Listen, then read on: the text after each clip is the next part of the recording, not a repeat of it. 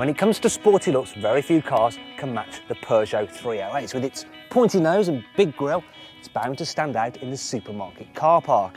And if you're planning on doing a big shop, then it's really handy because here in the boot, well, it's deep, it's long and it's wide, which means there's plenty of room for big suitcases. And because the rear seat squabs fold forward, when you fold the seat backs down, they lie almost completely flat, which means you can slide large objects to the back quite easily. Here in the front, the Peugeot feels pretty sporty. Got some nice chrome surrounds here for the air vents and the instrument dials. The dash, it's so soft, you don't really need a airbag.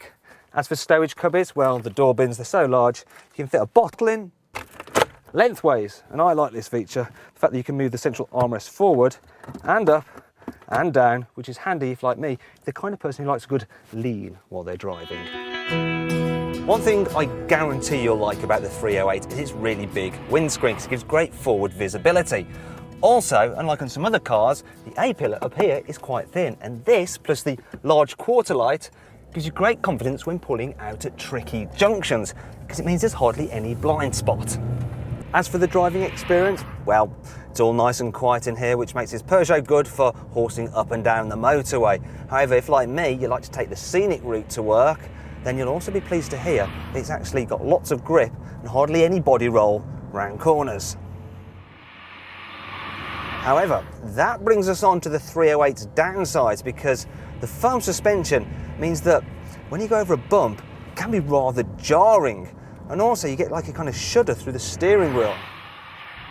Another criticism I have is the driving position, because while there's lots of adjustment in the steering wheel and the driver's seat, the offset pedals means you feel a little bit twisted. Also, you have to really reach for the gear stick and lean forward to operate the stereo, although that could just be because I have an odd-shaped body.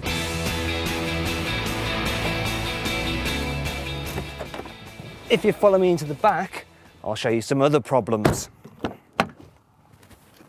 Now, while headroom is pretty generous, knee room is not so, and I'll illustrate that with this apple, because there's barely room for it between my knee and the chair in front. If I was in a Focus or a Golf, there'd be space for a melon.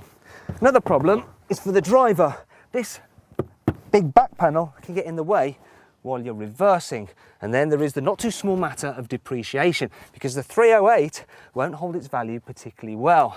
But if you want a hatchback that's economical, has a really practical boot and looks sporty both inside and out, then the 308 is well worth checking out.